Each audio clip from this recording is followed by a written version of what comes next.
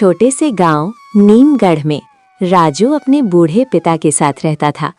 काफी साल पहले एक बीमारी के कारण उसकी माँ उसे छोड़कर चली गई थी। तब से गोपाल ने राजू को अकेले पाल पोस कर बड़ा किया। लेकिन राजू काफी आलसी और कामचोर था।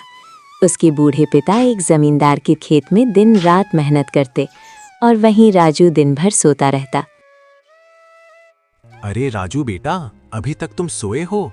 तुम्हें सुबह ही कहकर गया था कि कुछ बर्तन हैं, उन्हें मांज देना, लेकिन तुम अपनी आलस से कभी बाज नहीं आओगे। देखो बेटा, अगर तुम ऐसे ही दिन रात सोते रहोगे तो अपना जीवन कैसे बदलोगे? ओहो बाबा, मुझे माफ कर दीजिए, मुझे लगा अभी सुबह ही हो रही है। आप चिंता मत कीजिए, मैं अभी बर्तन मांज देता हूँ। आप खाना खाकर जमींदार के खेतों में काम करने चले जाइए, वरना वो बिना वजह गुस्सा करने लगेंगे। राजू बेटा, अब मैंने जमींदार को साफ मना कर दिया है कि अब मैं उनके खेतों में काम करने नहीं जाऊंगा।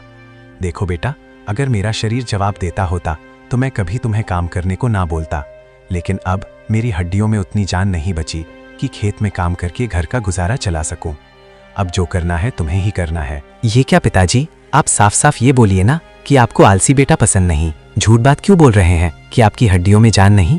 अच्छा, तो तुम्हें मेरी बात झूठ लग रही है? अरे नालायक, अभी तुम घर में रहते हो तो क्या पता, गांव में निकल कर देखो कितना ताना सुनने को मिलता है। सभी लोग कहते हैं कि निकम्मा बेटा पाल कर रखा है, लेकिन तुम्हें क्या, बस आराम से सोए रहते हो।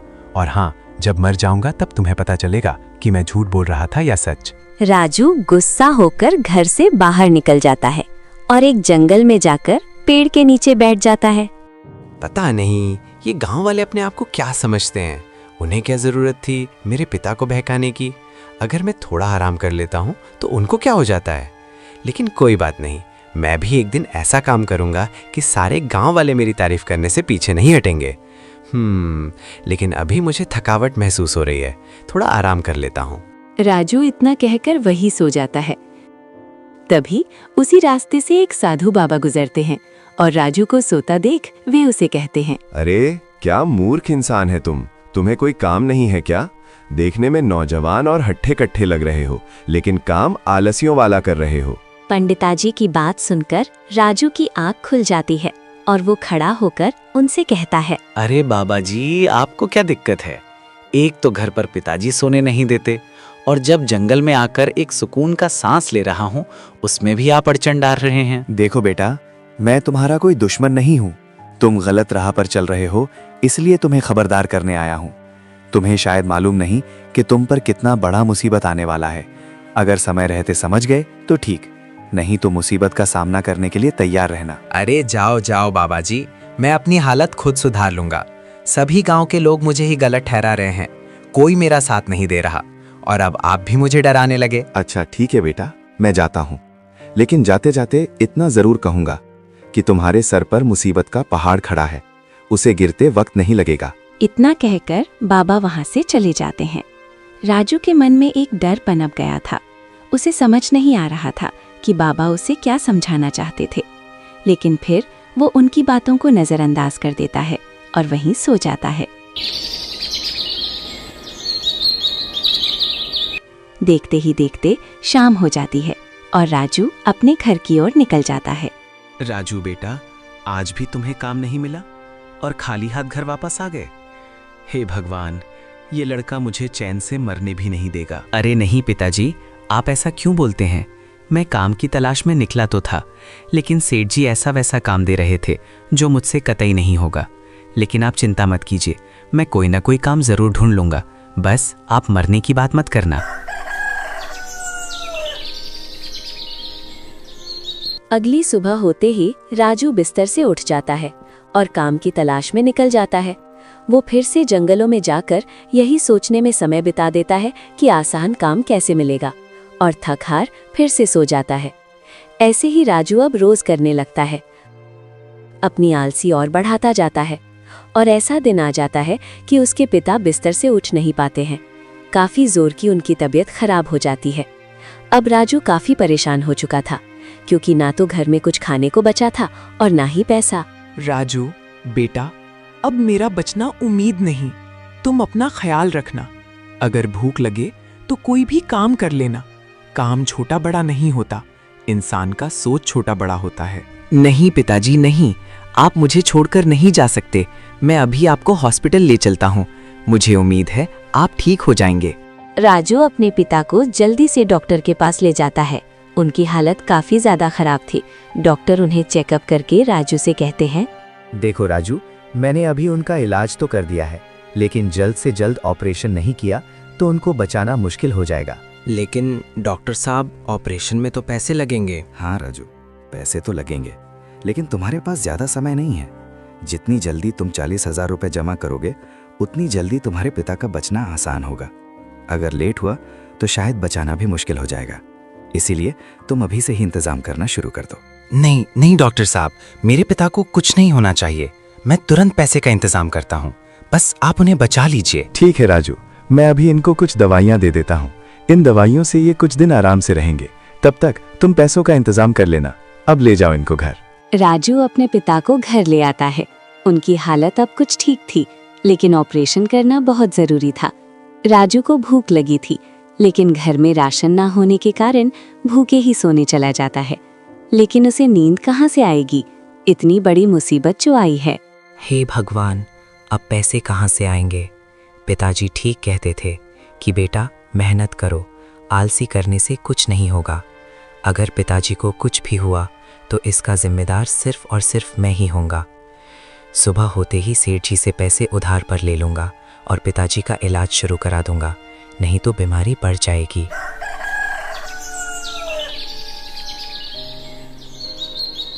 अगली सुबह होते ही राजू पैसे उधार पर लेने जमींदार सेठ राम स्वरूप के यहाँ निकल जाता है। अरे राजू, तुम मेरे यहाँ? अब क्या हुआ?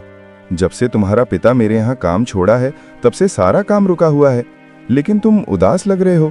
क्या हुआ? सब ठीक तो है ना? नहीं सेठ जी, कुछ ठीक नहीं है। मेरे पिताजी का तबीयत बहुत जोर की खराब है और डॉक्टर साहब 40,000 रुपए मांग रहे हैं। लेकिन हम गरीब आदमी इतने कम समय में इतना ज्यादा पैसा कहाँ से लाएंगे? आप तो एक जमींदार हैं और मेरे पिता आपके यहाँ काफी सालों से काम किए हैं। आप उनकी मदद कर दीजिए सेठ जी। अब उनकी जान आपके हाथों में है। क्या 40,000? अरे राजू, लगता है तुम्हारा दिमाग खराब हो गया है। अब तुम्हारा बाप बूढ़ा हो चुका है और जो घोड़ा लंगड़ा हो जाए उस पर कभी पैसा नहीं लगाना चाहिए। अब तुम्हारे पिता से मुझे कोई उम्मीद भी नहीं। जैसे उसने मेरे काम को लात मारी, वैसे मैं भी तुम्हारी फरियाद को लात मारता हूँ। चलो जाओ यहाँ से।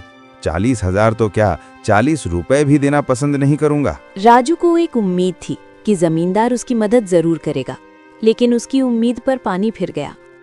बेचारा उदास गांव के मुखिया चौधरी के पास जाता है। शायद यहाँ उसे कोई मदद मिल सके। राजू मुखिया चौधरी के पास भी हाथ पांव जोड़ता है, लेकिन उसे वहां भी कोई मदद नहीं मिलती।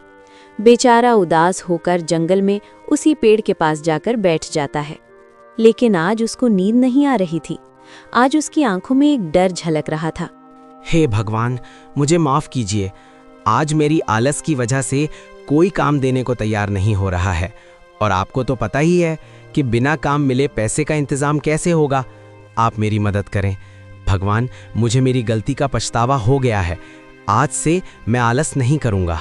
राजू पछतावे के आंसू बहा रहा था। उसे कोई राह नहीं दिख रही थी। तभी उसी रास्ते से वही साधु बाबा गुजर रहे थे और राजू को रोते देख वे उसे कहते हैं, क्या हुआ बेटा? मुसीबत आई तो खून के आंसू रोने लगे? मैंने तुम्हें पहले ही आगाह कर दिया था कि तुम्हारा आलस तुम्हें एक दिन ले डूबेगा, लेकिन तुमने मेरी बात को मजाक लिया और देखो आज तुम्हारी हालत बद से बदतर हो गई। मुझे माफ कर दीजिए बाबा जी, मैंने आपकी बात को हल्के में लिया। लेकिन बाबा जी, आज मुझ पर बहुत बड़ी संकट आई है।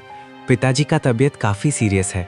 डॉक्टर 40,000 का मांग किए हैं और मुझे गांव में कोई मदद नहीं कर रहा। अब आप ही कोई रास्ता दिखाइए बाबा जी, नहीं तो पिताजी मुझे छोड़कर चले जाएंगे।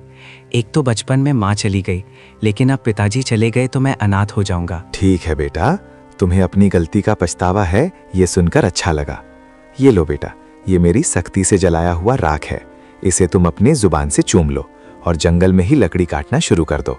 ये राख तुम्हें थकने नहीं देगा और तुम्हारे अंदर दानव वाली शक्ति आ जाएगी। राजू को एक रास्ता मिल चुका था। वो फटाक से राख को चूम लेता है और जंगल में लकड़ी काटने निकल जाता है। राजू देखते ही देखते काफी ज्यादा लकड़ी काट लेता है और उसे बाजार में बेचने निकल जाता है। लकड़ी सूखी और अच्छी देखकर तुरंत ही उसकी लकड़ी बिक जाती है। राजू पैसे लेकर सीधा घर चला आता है। अरे वाह, भगवान आपने तो गजब कर दिया। इतना जल्दी मुझे 6,000 रुपए का मुनाफा हो गया। अगर ऐसे ही लकड़ी काटता रहा तो कुछ ही दिनों में 40,000 जमा हो जाएंगे। हे बाबा जी, आपकी राख में तो सच में जादू है। आपका बहुत बहुत धन्यवाद। अगले दिन होते ही राजू जोर शोर से काम करने लगता है ताकि जल्द से जल्द अपने पिता का इलाज शुरू करा सके। राजू को जानवरों की तरह मेहनत करते देख गांव वाले भी दंग रह जाते हैं। इस तरह राजू कुछ ही दिनों में 36,000 रुपए इकट्ठा कर लेता है। भगवान की कृपा से 36,000 का इंतजाम तो हो गया है। अब मुझे जल्द से जल्द 4,000 का इंतजाम और करना पड़ेगा, क्योंकि पिताजी का तबीयत दिन पर दिन और बिगड़ती जा रही है। राजू अपने पिता के पास जाता है तो देखता है कि उनकी तबीयत पहले से काफी ज्यादा बिगड़ चुकी है। दवाइयाँ भी खत्म हो चुकी थी। अगर जल्द से जल्द डॉक्टर के पास ना ले जाया गया तो बचना मुश्किल हो जाएगा। हे भगवान, पिताजी का तबीयत तो बिगड़ती जा रही है, दवाइयाँ भी खत्म हो चुकी हैं। अभी मुझे थोड़ा और वक्त दे तो भगवान, 4,000 का इंतज़ाम करना है। एक काम करता हूँ, फिर से ज़मींदार साहब के पास जाता हूँ। इस बार वो मुझे मना नहीं करेंगे। राजू दौड़कर जमींदार साहब के पास जाता है और 4,000 रुपए के लिए गिड़गिड़ाने लगता है। जमींदार राजू को मजबूर देख उसका फायदा उठाने का सोचता है। राजू को सख्त 4,000 की जरूरत है। अगर मैं इसी का फायदा उठाऊं तो मेरा काम कम पैसों में निपट जाएगा। अरे वाह रे जमींदार, तुम्हारे जैसा तेज बुद्धि का तो कोई सेठ है ही नहीं। ठीक है राजू, मैं तुम्हें 4,000 नहीं बल्कि पूरे 5,000 रुपए देता हूँ। लेकिन हाँ, तुम्हें मेरा एक काम करना होगा। तुम्हें मेरा 10 कट्ठे का खेत जोतना होगा। बोलो, क्या तुम ये काम करोगे? ठीक है मालिक, अगर आपका ये काम करने से मेरे पिताजी का इलाज हो सकता है और वो बच सकते हैं तो मैं ये काम पूरी मेहनत और लगन से करूंगा। एक भी शिकायत का मौका नहीं दूंगा। राजू जल्द से जल्द 4,000 इकट्ठा करना चाहता था। वो बिना रुके खेत में कुदाल लेकर चला जाता है। राजू दिल लगाकर मेहनत करता है। उसे यकीन था कि भगवान उसका साथ जरूर देंगे। शाम हो जाती है और 10 कट्ठा जमीन राजू जोत देता है। वो सेठ के पास जाता है और अपनी मेहनत का पैसा मांगता है। सेठ जी, आपके कहे अनुसार खेत की जुताई खत्म हो गई। अब आप अपना वादा पूरा करें, मुझे मेरे पैसे दे दें ताकि कल अपने पिताजी का इलाज शुरू करा सकें। वाह राजू वाह, एक दिन था जब तुम अपना आलस छोड़ना नहीं चाहते थे और आज देखो, तुम पर मुसीबत आई तो कैसे अपने आप आलस छूट गई। ये लो तुम अपने पैसे और जल्द से जल्द अपने पिताजी का इलाज शुरू कराओ। अगले दिन ही राजू अपने पिता को हॉस्पिटल में एडमिट कर देता है। पैसे पूरे होने के कारण उनका इलाज भी जल्द से जल्द हो जाता है। ऐसे ही कुछ दिन बीत जाता है और राजू के पिता बिल्कुल ठीक हो जाते हैं। अरे वाह बेटा, आज मुझे तुम पर गर्व हो रहा है कि तुम मेरा बेटा हो। मुझे तो कोई उम्मीद नहीं थी कि मैं बचूंगा, लेकिन तुमने कड़ी मेहनत की, डॉक्टर के फीस चुकाए और मुझे एक नया जीवन दान दी। मैं बहुत खुश हूँ बेटा। ऐसे ही मेहनत करते रहो और खुश रहो मेरे लाल। ऐसे ही एक दिन राजू जंगल में लकड़ी काटने निकलता है तो फिर से वही साधु बाबा उसी रास्ते में भेंट होते हैं। अरे बाबा जी, आपकी कृपा से मैंने मेहनत करना सीख लिया और आपकी उस राख की मदद से अपने पिता का इलाज सफलतापूर्वक करा लिया। आपका बहुत बहुत धन्यवाद बाबा जी। अगर आप उस राख में अपना जादू ना मिलाए होते तो आज मेरे पिताजी इस दुनिया में ना होते और मैं भी कहीं आलस के कारण सोया होता। सच में उसमें जादू था, वरना मैं इतना मेहनत नहीं कर पाता। अरे राजू बेटा, तुम शायद बहुत भोले हो। तुम्हें क्या लगा कि तुम इतना मेहनत जो कर रहे हो उसकी वजह वो भस्म है? नहीं बेटा, तुम जो भी मेहनत किए वो अपने लगन से किए। बस मैंने तुम्हारे अंदर आत्मविश्वास जगाया है। वो भस्म नकली थी, तुम्हें राह दिखाने के लिए। वो कोई अद्भुत शक्ति नहीं बल्कि तुम्हारे अंदर का डर था जिसे तुमने निकाल फेंका। क्या सच में बाबा जी, वो सिर्फ राख थी? राजू को अब पता चल गया था कि सच्चा चमत्कार किसी वस्तु में नहीं बल्कि इंसान की मेहनत और लगन में होता है। अगर कोई इंसान किसी काम को करने की ठान ले तो उसे कोई रोक नहीं सकता। दोस्तों, जिंदगी में हालात कितने भी मुश्किल क्यों ना हो, कभी हार मत मानना। अगर आपको ये वीडियो दिल से अच्छी लगी हो तो लाइक और सब्सक्राइब जरूर करना। आपका एक लाइक और आपका एक सब्सक्राइब हमें आगे बढ़ने की हिम्मत, ताकत और उम्मीद देता है। आपका प्यार ही हमारी सबसे बड़ी कमाई है। धन्यवाद।